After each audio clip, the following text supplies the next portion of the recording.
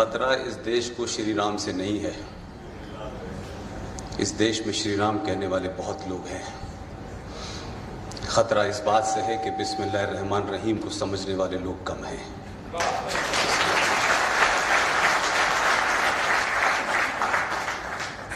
और एक बात वाज़ेह तौर पे मैं कहना चाहता हूं कि दुश्मन आपका कोई भी हो, मोहब्बत आप किसी से भी करें, वो दुश्मनी भी अधूरी है और वो मोहब्बत भी अधूरी है जब तक आप उसकी ज़बान न जानें। इसलिए दोनों ही सूरतों में उसकी ज़बान को जानना ज़रूरी है। उसे क्या अच्छा लगता है, वो क्या पढ़ता है, उसकी सोच क्या है, ये तमाम चीज़ें अगर आप नहीं जानेंगे तो फिर मैं समझता हूँ कि ना आप ईमानदारी से दुश्मनी कर सकते हैं, ना ईमानदारी से मोहब्बत कर सकते हैं।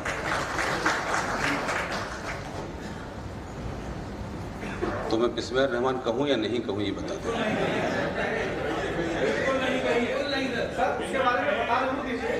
बिस्मिल्लाहिर्रहमानिर्रहीम का सिर्फ इतना ही मतलब है कि मैं जो बात कहने जा रहा हूं या जो काम शुरू करने जा रहा हूं वो अल्लाह का नाम लेके कर रहा हूं।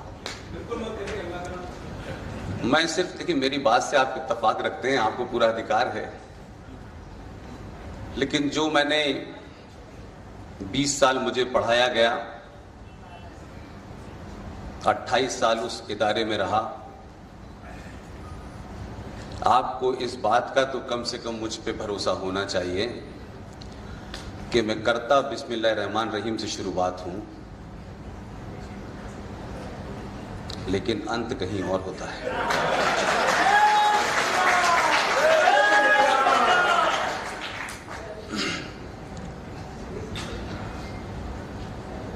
ख़वातीन व हज़रात, देखिए अब ये समस्या ये नहीं है, समस्या ये है कि जब RSN सिंह साहब कहते हैं देवी और सज्जनों तो आप ताली नहीं बजाते, और जब मैं उसको उर्दू में कहता हूं ख़वातीन व हज़रात तो आपको लगता है पता नहीं क्या कह रही है। इसलिए उसमें एक बेसिक, ऐसा नहीं है कि मुझे हिंदी नहीं आती, लेकिन मेरी तालीम और तरबियत, शिक्षा दीक्षा अजान और नमाज के बीच में हुई है, और कंपलसरी सब्जेक्ट होने की वजह से जिन लोगों को किताब पे ये हक था कि वो ही पढ़ेंगे, वो मैंने भी पढ़ लिए। इसलिए किस सफ़े पे क्या लिखा हुआ है और किस आयत का क्या मतलब है, मैं वही बताऊंगा जो उसमें लिखा हुआ है। लिहाजा आप तमाम लोगों ने, प्रदीप त्रिपाठी जी और उनकी टीम, आप लोगों ने हमें भोपाल में बोलने का मौका दिया, इस सब के लिए तहे दिल से आपका शुक्रिया।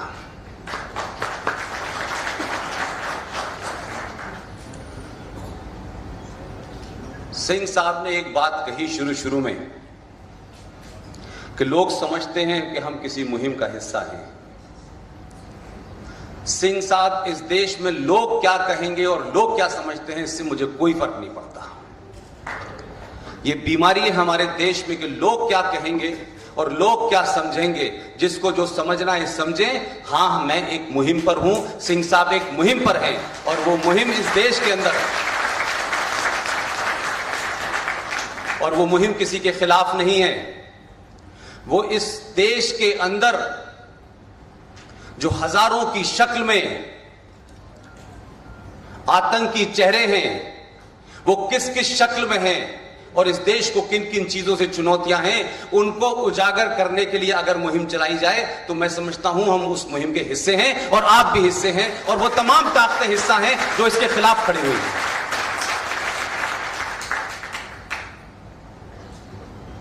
हमें पॉलिटिकल करेक्ट होने का बहुत शौक है। हमारे समाज को इस बात की बहुत चिंता रहती है, लोग क्या कहेंगे, वो समाज क्या कहेगा, पड़ोसी क्या कहेंगे, वो क्या कहेंगे, ये क्या कहेंगे। आप तो कम से कम आदत बदल डालें। बालाकोट से पहले लोग कहते थे लोग क्या कहेंगे, अब लोग वही कह रहे हैं जो आप कह रहे थे, इसलिए इसकी चिंता मत कीजिए कि आप पॉलिटिकली करेक्ट हैं नहीं है। इस बात की चिंता कीजिए कि जो आप कह रहे हैं वो सही बात कह रहे हैं। किसी को बुरी लगती हो तो 100 बार लगे।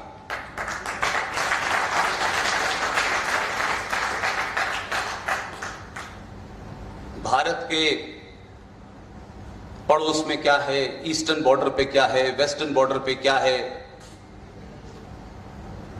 विदेशियों से कितना खतरा है, दूसरे देशों से कितना खतरा है, इसके लिए भारत की सेनाएं, भारत की खुफिया एजेंसी मौजूद है और वो अपना काम पूरी ईमानदारी से कर रही है।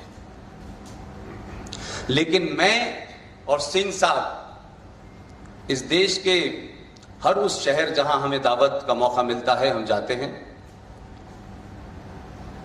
इस देश को किन किन चीजों से और कौन कौन सी चुनौतियों से खतरा है उसको सही मायने में इस देश के नेता, इस देश की पॉलिटिकल पार्टी, इस देश की इंटेलेक्चुअल क्लास, प्रोफेसर, रीडर कोई नहीं बताता है, मीडिया भी नहीं बताता है। क्योंकि सबको समाज में महान बने रहना है और महान कहलवाना है।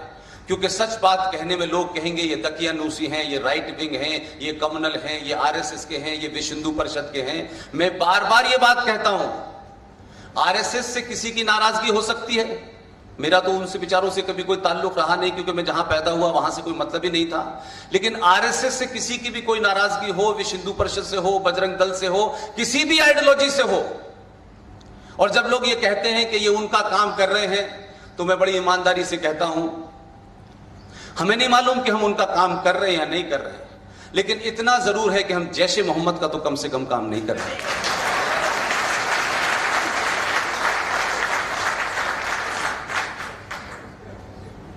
इस देश को खतरा किन किन चीजों से है? इस देश को खतरा संसद में बैठे बहुत सारे सांसदों से है। इस देश को खतरा इस देश की जुडिशरी से है। इस देश को खतरा इस देश के इंस्टीट्यूशन से है। इस देश के खतरों की गिनती कोई कम नहीं है, बहुत लंबी लिस्ट है। हम कहने से, बोलने से या तो शर्माते हैं या डरते हैं, या लगता है कि जो बहाव में सब कह रहे हैं हम भी वही कहेंगे चाहे गलत हो। आरएसएन सिंह साहब और मैं, हम ये मानते हैं कि अगर समाज को सच सच बताना है तो सीधे सीधे शब्दों में कहना पड़ेगा। ये घुमा घुमा के कहानियां नहीं चलेंगी। गंगा जमुना तहजीब, भाईचारा, हिंदू मुस्लिम भाई भाई, मंदिर भगवान का घर है, मस्जिद अल्लाह मियां का घर है, ये सारे फ्रॉड हैं। ये नारे बड़ी शिद्दत और सोच कर गढ़े गए हैं और 70 साल से चल रहे हैं ये नारे। ये गंगा जमुना तहजीब आपको भोपाल में मिलती है, और जो लोग इसका दावा करते हैं उनकी गंगा जमुना तहजीब वो केरल में मर जाती है, वो कश्मीर में मर जाती है, वहां मुझे नजर नहीं आती है गंगा जमुना तहजीब।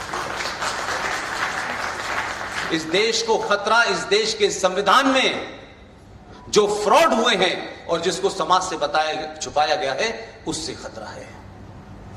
लिहाजा हर वो शख्स जो इन खतरों से आपको आगाह करेगा, हर वो शख्स जो इनकी पोल खोलेगा, या तो वो मारा जाएगा या उसको डरा दिया जाएगा या उसको बोलने नहीं दिया जाएगा। और इस स्थिति को इस देश में 70 साल से देखा है। लिहाजा मुझे लगता है कि मैं और आरएसएन सिंह साहब, मैं तो थोड़ा सा मेरा कम बिलीव था क्योंकि मैं जहां पैदा हुआ वहां तो किसी और चीज पे बिलीव था।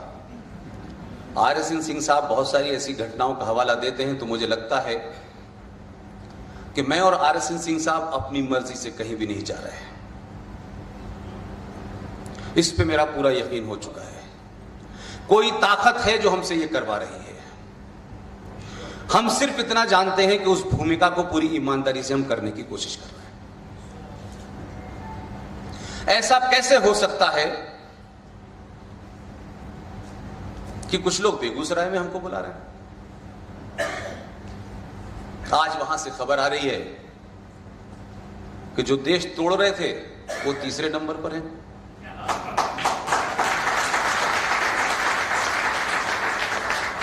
हमें भोपाल में कोई नहीं जानता। जिन लोगों ने बुलाया है उनका चेहरा उस वक्त देखा जब वो एयरपोर्ट पे हमें लेने आए। उन्होंने हमें पहचान लिया क्योंकि ये पहचान बन गई है। RSN सिंह साहब की सुबह सुबह फ्लाइट है, सुबह फ्लाइट थी सुबह दिल्ली से, मैं तो बॉम्बे से आ रहा हूं। फ्लाइट करीब करीब छूटने वाली थी सिंह साहब की। एक साहब ने सिंह साहब को एयरपोर्ट पे पहचान लिया और कोई 10, 15, 20 मिनट बचे होंगे फ्लाइट में, और सिंह साहब शायद वापस अपने घर जा रहे थे कि शायद फ्लाइट छूट गई है। उसने पहचाना और तमाम बातें कही, मैंने आपको यहां देखा और आप बड़ा काम कर रहे हैं। तो सिंह साहब ने कहा कि भाई मैं तो वापस जा रहा हूं, मेरी फ्लाइट छूट गई। उसने कहा अपना मुझे टिकट दीजिए। उसने किसी को फोन लगाया और कहा कि RSN सिंह साहब सुनते हो, जिनको टेलीविजन पे जो आते हैं, उनका बोर्डिंग पास निकाल के रखो। और सिंह साहब को उस आदमी का मिलना एक चमत्कारी बात है।